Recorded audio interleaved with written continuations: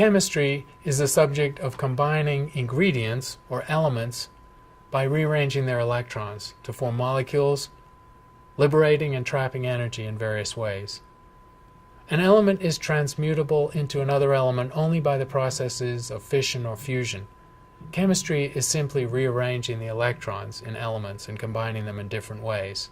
A lot of the low-temperature universe involves chemical reactions, as do a lot of the phenomena on the Earth. But if we're asking about the chemistry of the universe, the most interesting thing to ask is, what is the universe made of in terms of chemical ingredients? We'll tell this story more fully when we talk about the life and death of stars. But to see why it's an interesting question to ask, let's just look at what the universe is made of. If you take the Sun, which is indeed a typical star, we'll see that by mass, 90% or more of the Sun is made of hydrogen, and most of the rest is helium, the two simplest chemical elements. All the rest of the elements is less than 1% of the mass of the Sun, and in particular, carbon, nitrogen, and oxygen, which turn out to be very important for biological material, are trace ingredients. By contrast, humans, or any living creature, are composed of roughly 2 parts to 1 oxygen and hydrogen in the form of water, and about 10 or 11 or 12% carbon, depending on the creature.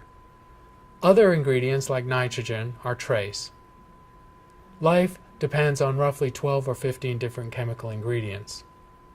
Notice that the proportions of those elements are completely different in life stuff than they are in star stuff. Most of the universe is composed of the simplest 2 elements, hydrogen and helium, in roughly the same proportions they are in the Sun. Clearly, in biological material, something different is going on. If instead we look at the rocky objects that surround a star, the planets, with our Earth as a typical example, we see that the chemical constituents are different again. The Earth contains almost half oxygen and half of the rest silicon, with aluminum and other metals also quite abundant. That's the Earth crust. In the core of the Earth, it's nickel and iron, 2 metals. So the rocky material of planets is based on quite different ingredients than the Sun itself, or even than humans. Where did these chemical ingredients come from that lead to the very different chemistry of a planet and a star and a person? To get a sense of the relative abundance in the universe of the different chemical ingredients, the elements in the periodic table, let's use the analogy of decks of cards. If we had a deck of cards of a typical sample of the universe, which is to say star stuff, or what the Sun or any other star like it is made of, we'd find that most of the cards are cards that represent hydrogen or helium. We can imagine the numbered cards to be the hydrogen atoms and the face cards to be the helium atoms. It's a remarkable thought, and something that we'll talk about more when we discuss stars and cosmology, that the universe is 1/4 helium by mass. What about carbon, upon which life on Earth, and we imagine life elsewhere in the universe, is based?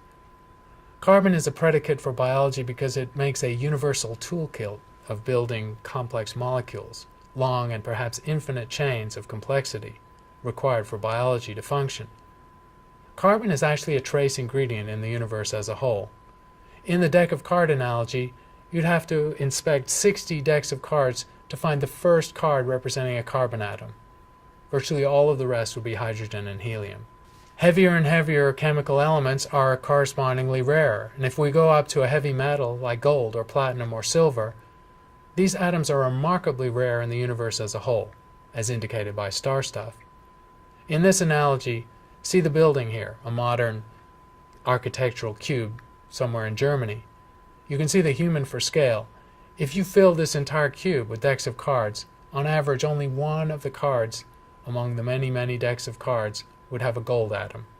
Gold is phenomenally rare, as are other precious metals in the universe. The elements we see this way were made by stars. It's remarkable they exist at all. Remember, the universe is overwhelmingly the 2 simplest elements, hydrogen and helium.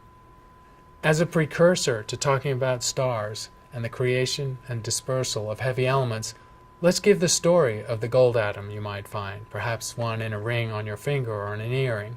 Where did that come from? It was not present at the creation of the universe. The Big Bang consisted of primordial material, subatomic particles, pure and simple. There was some helium made in the Big Bang, but almost no heavier elements. So we have to depend on a history that takes billions of years and plays out over space and time, where heavy stars were able to generate elements up through the periodic table by sequential processes of fusion. At the end of their lives, they dispersed these heavy elements out into space, either by ejecting envelopes of gas late in their life or by violent detonation in a supernova at the very end of their life. To get all the way up to gold, it might actually take sequential generations of stars. Perhaps in the first set of fusion processes only carbon is produced, and then that carbon atom must become part of the core of another star to ascend the fusion chain up to iron or then gold. A particular gold atom might have gone through a number of fusion cycles and been ejected into space several times. Eventually, the gold atom is floating in interstellar space to become part of a nebula that would one day form a star and planets, including the Earth. By natural processes, the gold atom finds itself at the cool outskirts of this nebula and is swept along with other rocky materials, involving silicon and oxygen, into a rocky object, a terrestrial planet. The last part of this gold atom's journey takes 4.5 billion years, because that gold atom must have pre-existed the formation of the Earth that long ago. The gold atom is mixed in with other similar and dissimilar atoms in the geological context of a living planet, churning through magma cycles up and down in the crust and mantle. And for it to end up in our possession in the modern age, it must have at some point been distilled enough to shine and reach towards the surface, where it might be eroded by a water running or be dug out by a miner, to become part of the human story. The extraordinary story of gold is a story that involves astrophysics and space and time extending over light years and billions of years. So the exchange of a ring between two people has a resonance beyond its emotional resonance. It involves a deep and profound and exciting story of astrophysics. When we talk about chemistry, that is the subject that involves the rearrangement of electrons in elements to form different combinations. But in astronomy and astrophysics, chemistry has a different meaning.